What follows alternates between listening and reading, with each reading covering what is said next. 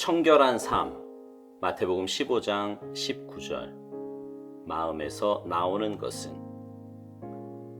우리는 우리의 무지를 신뢰하면서 이를 순진이라고 부르고, 순진을 신뢰하면서 이를 청결이라고 부릅니다. 그러나 주님의 혹독한 말씀을 들으면 우리는 움츠리면서 이렇게 말합니다. 그러나 나는 내 마음속에서 그렇게 끔찍한 것들 중 하나라도 느낀 적이 없습니다. 우리는 예수 그리스도께서 드러내시는 것에 대해 반감을 갖습니다. 우리는 여기서 예수 그리스도께서 인간의 마음에 대해 최고의 권위자이신지, 아니면 그분의 말씀에 조금도 신경 쓸 필요가 없는 인물이든지 둘 중 하나를 인정해야 합니다. 나는 주님의 꿰뚫는 말씀을 신뢰할 준비가 되어 있습니까? 아니면 자신의 순진한 무지를 더 신뢰하겠습니까? 만일 내가 자신이 순진하다는 의식을 시험대에 올려놓는다면 나는 예수님께서 말씀하신 것이 옳다는 것을 깨닫고 떨게 될 것입니다. 내 안에 악과 허물의 가능성을 보며 놀라게 됩니다. 내가 순진이라는 피난처 아래에 머무는 동안 나는 어리석은 자의 낙원에 살고 있었던 것입니다. 내가 악당이라는 사실을 체험해보지 못했다면 이는 겁 많은 소심함과 문명 생활의 보호 때문입니다. 그러나 내가 하나님 앞에서 벌거벗은 듯이 서게 될 때 나는 예수 그리스도의 인간들을 향한 진단이 옳다는 사실을 발견하게 됩니다. 우리를 보호해주는 유일한 안전책은 예수 그리스도의 구속입니다. 만일 나 자신을 주님께 맡기면 마음속에 있는 끔찍한 죄악의 가능성을 경험할 필요가 없습니다.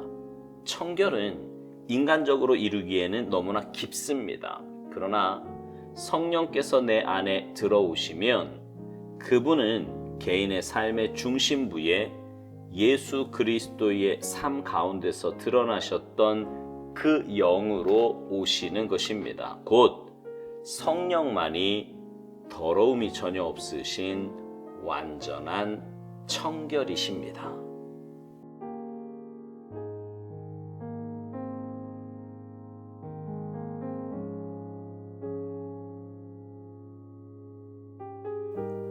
예레미야 17장 9절에 보면은요, 이런 말씀이 있습니다. 만물보다 거짓되고 심히 부패한 것은 마음이라 누가 능히 이를 알리요. 오늘 본문 말씀인 마태복음 15장 19절에도 이렇게 말씀하지요. 마음에서 나오는 것은 악한 생각과 살인과 간음과 음란과 도둑질과 거짓 증거와 비방이니. 마가복음 7장 21절 이하에서도 이렇게 말씀합니다. 속에서 곧 사람의 마음에서 나오는 것은 악한 생각과 곧 음란과 도둑질과 살인과 간음과 탐욕과 악독과 속임과 음탕과 질투와 비방과 교만과 우매함이니 이 모든 악한 것이 다 속에서 나와서 사람을 더럽게 하느니라. 그러니까 성경은요, 지속적으로 우리 마음이 악하다고 더럽다고 고발합니다. 심히 부패한 것도 마음이고요. 그래서 마음에서 나오는 것들은 다 추하고 더러운 것들이라는 거죠. 그러나 많은 사람들이 자신의 마음이 그렇게 더럽고 부패했다고 생각하지 않습니다. 아니, 오히려 나 정도면 괜찮지 라고 생각하며 사는 사람들도 의외로 많이 있습니다. 오스왈드 목사님은 오늘 묵상을 시작하면서 이렇게 말합니다. 우리는 우리의 무지를 신뢰하면서 이를 순진이라고 부르고, 순진을 신뢰하면서 이를 청결이라고 부른다는 것입니다. 그런데 주님의 혹독한 말씀을 들으면 움츠리면서 이렇게 말한다는 거지요. 그러나 나는 내 마음속에서 그렇게 끔찍한 것들 중 하나라도 느낀 적이 없습니다. 그러니까 자기 안에는 그런 게 없다 이 말이죠. 여러분은 어떠세요? 여러분의 마음이 정결하다고 생각하십니까? 아니 정결까지는 아니더라도 그렇게 막 더럽다고는 생각 안 하시는 거 아니에요? 그러나 여러분, 하나님의 말씀은 그렇다고 하는데, 하나님의 말씀 너 더럽다고, 너의 마음은 추하다고, 거기서 더러운 게 나온다고 말씀하시는데 내 생각은 아니라고 한다면 하나님의 말씀이 맞는 겁니다. 오스왈드 목사님 말대로 내가 무지한 거예요. 그래서 우리는 예수 그리스도께서 드러내시는 것에 대해 반감까지 갖는다는 겁니다. 그러면서 우리에게 둘 중 하나를 인정할 것을 요구합니다. 예수 그리스도께서 인간의 마음에 대해 최고의 권위자이신지, 아니면 그분의 말씀에 조금 더 신경 쓸 필요가 없는 인물이든지 둘 중에 하나를 인정하래요. 여러분, 뭘 인정해야 돼요? 말도 안 되는 거죠. 주님의 꿰뚫는 말씀을 신뢰할 준비가 되어 있는지, 아니면 자신의 순진한 무지를 더 신뢰하겠는지 선택하라는 겁니다. 여러분, 어느 쪽이세요? 말 같지도 않지만 어느 쪽을 선택하시겠어요? 만약 주님의 권위를 인정한다면 여러분의 마음도 그렇다는 걸 인정해야 합니다. 그리고 그 하나님의 말씀에 비추어서 내 마음을 들여다봐야 돼요. 신기한 것은 정말 내 마음에는 더러운 것이 아무것도 없다고 생각하는데, 그렇게 생각을 했는데 말씀 붙잡고 기도하다 보면 하나, 둘, 점점 깨달아져요. 그리고 성령님께서 깨닫게 하실 때마다 회개가 터져 나옵니다. 그리고 내가 이렇게까지 더럽고 추한 존재였나 깨달아지며 놀라게 됩니다. 그리고 나면 더 주님의 은혜를 구할 수밖에 없고요. 더 겸손해질 수밖에 없습니다. 바꿔 말하면 신앙생활을 하면서 교만한 이유는요, 자신의 내면을 들여다보지 못하기 때문입니다. 자신이 얼마나 더럽고 추한 존재인지, 하나님의 은혜가 얼마나 크고 놀라운지 깨닫지 못하니까 교만해서 남을 판단하기도 하고 정죄하기도 하는 거예요.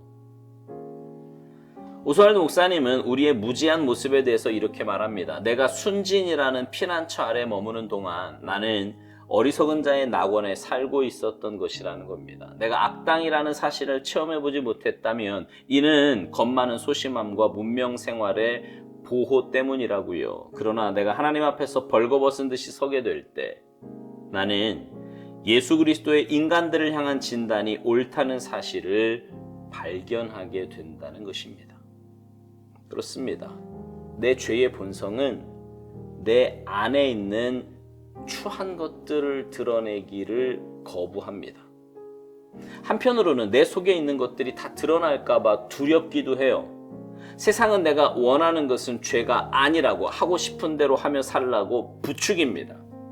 이런 모든 것들이 우리로 하여금 참된 회개의 자리로 나아가지 못하게 하는 것입니다. 그러나 하나님 앞에 나아가면, 주님의 십자가 앞에 나아가면 하나님의 말씀이 얼마나 정확하신지를 깨닫게 됩니다. 내 모습을 보게 되는 거지요.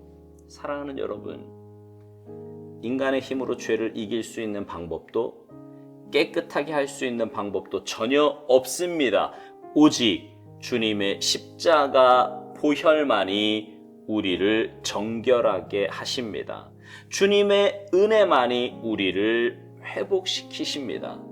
오스왈드 목사님은 우리를 보호해주는 유일한 안전책은 예수 그리스도의 구속이라고 말합니다. 그러면서 만일 나 자신을 주님께 맡기면 마음속에 있는 끔찍한 죄악의 가능성을 경험할 필요가 없다는 것입니다. 그렇습니다. 주님의 보혈만이 우리를 깨끗하게 하시고 완전케 하십니다. 그리고 우리 안에 계신 성령님의 인도하심에 온전히 자기의 삶을 맡기면 우리는 죄의 유혹을 이길 수 있습니다. 오스왈드 목사님 표현대로 성령님만이 더러움이 전혀 없으신 완전한 청결이시기 때문입니다. 여러분, 우리 인정하며 삽시다. 주님께서 주시는 깨달음에 순복하며 회개합시다. 그래서 주님이 찾으시는 의인으로, 정결한 사람으로 살아가는 여러분 모두가 되시기를 주님의 이름으로 축복합니다. 아멘.